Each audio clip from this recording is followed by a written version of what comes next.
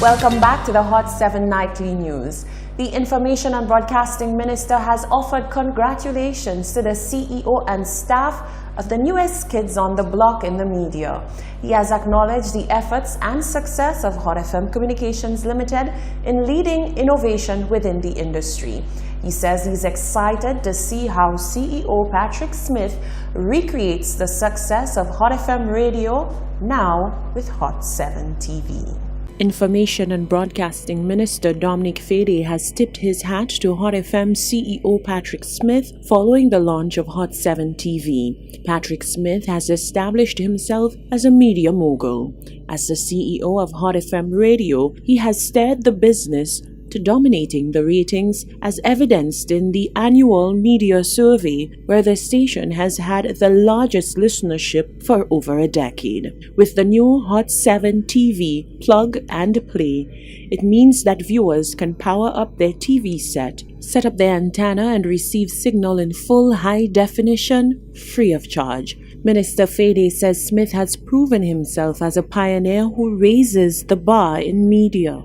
It's been an extraordinary opportunity to see what you're doing. I know that Patrick has been one of the most successful media entrepreneurs in St. Lucia for the last 20 years. I mean, the introduction of the Hot FM radio station has just caught the nation by storm, and he continues to show that he's a pioneer in the business with the introduction of this new venture.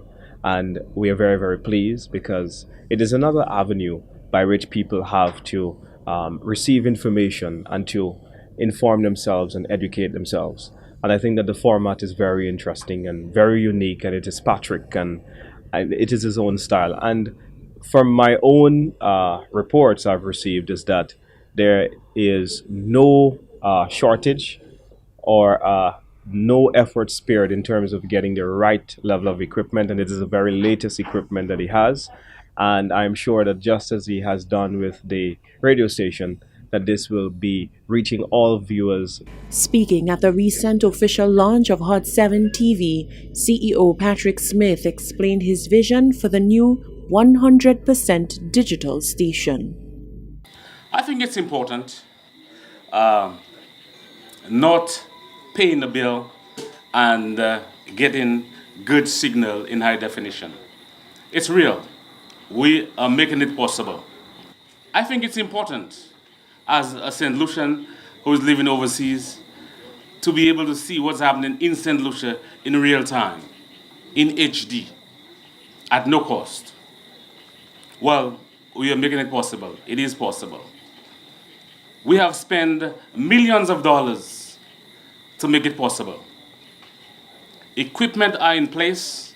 Listen to Hot FM and we will announce the date that the signal will be on throughout St. Lucia. Hot 7 TV can be enjoyed across various media platforms: television, computer, laptop, and of course mobile phones. The app is available for download in the Play Store or App Store. Just search Caribbean Hot FM and it's free. Already, over 50,000 plus people have downloaded the Caribbean Hot FM mobile app. Lovely St. Amy Joseph, Hot 7 Nightly News. St. Lucia's readiness for an emergency, particularly during the hurricane season, was the focus of the National Emergency Management Advisory Committee (NEMAC) meeting, which was held on Tuesday, the 14th of August.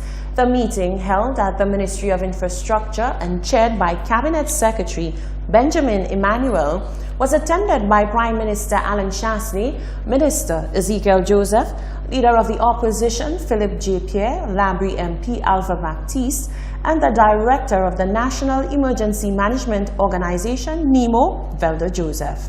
At the start of the meeting, Prime Minister Chastanet expressed the importance of planning and building resilience. He noted that the past year proved that disaster preparedness is a regional issue, and he reminded attendees that St. Lucia must now also consider its role as a support for the Caribbean. He recapped the several storms and hurricanes which have affected the region. That we may be called upon to serve as a point of conduit or support for other islands. Flow is once again lending a helping hand in boosting the future of the children of its employees with scholarships to aid them through the upcoming school year.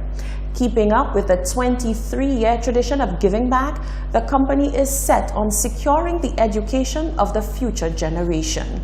More in this report from Rochelle Gonzalez. Flow showed its philanthropic side Wednesday morning as the company upheld a 23-year tradition of providing the children of employees with much-needed scholarships. The initiative began in 1995 on the premise of helping underprivileged employees wishing to send their children to secondary school. However, it has since become a more aligned program. HR Director of Flow Central Caribbean Cluster, Joseph Augustin, said the aim of the company is to recognize the hard-working youngsters who are starting or continuing on at secondary school. The company feels proud, he said, that they are able to ease the financial burden of parents, but even more so the students. On the other hand, Augustin said he hopes the recipients see the importance of the opportunities being gifted to them, as it is an opportunity for them to be able to discover themselves and begin to unravel their destinies. For me, there are so many critical skills that we lose out on, or our young people may lose out on during academia. Like I mentioned, teamwork, like being able to analyze situations, develop their analytical skills, to be able to actually look at their career choices and how they align, start to assess what they're really good at. And actually pursue that with a bit more passion rather than simply going across, taking it in a very generic way.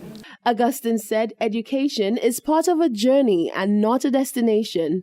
By comparing yourself to somebody else at a very early stage, you then, in a sense, give up before you even try. So this is about encouraging young people to actually see until, it's not over, you kind of keep pursuing because you never know when it's your time to lead the race. Scholarships in the sum of $2,000 were paid out to each student. Reporting for Hot 7 Nightly News, I am Rochelle Gonzalez. Thank you very much, Rochelle. The National Environmental Information System has officially been launched. This new NEIS system will support decision-making for policymakers, negotiating teams for various MEAs, researchers, and potential business investors to St. Lucia.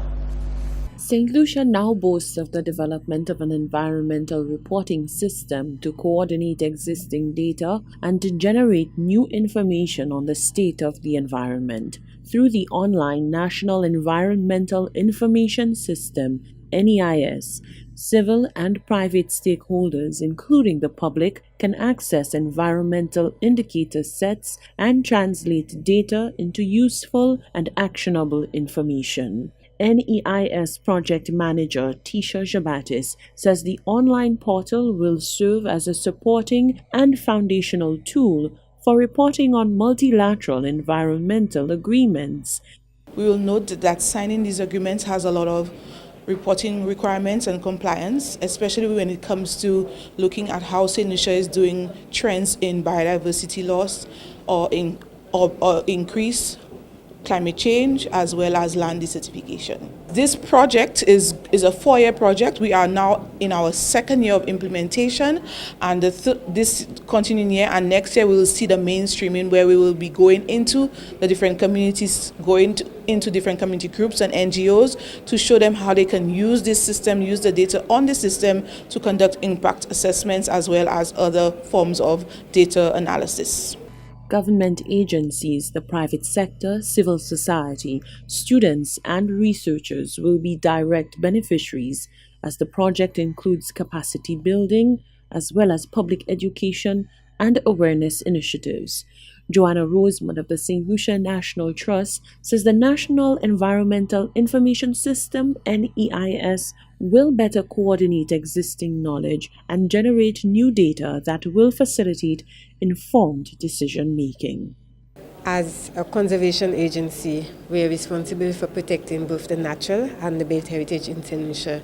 And the National Environmental Information System actually does cover a lot of the information that we require, for example, protected areas, historic areas, and the St. Lucia National Trust has been protecting those resources and we have a lot of data that we can provide, and likewise we are able to benefit from some of that information that already exists. For example, the land cover information will help us to make more informed decisions at Destination National Trust when we are approached by stakeholders or community residents for advice. Back in February, 17 governmental and non-governmental institutions with data and information management mandates signed an MOU on institutional arrangements for cooperation on environmental information management in St. Lucia. With the NEIS now in place, it allows stakeholders to contribute and compile various environmental data. Well, with that, we come to the end of the Hot 7 Nightly News for today, Wednesday, the 15th of August, 2018. I am Lovely St. Amy Joseph. Thank you for joining us, and on behalf of the entire team here at Hot 7 TV, good night.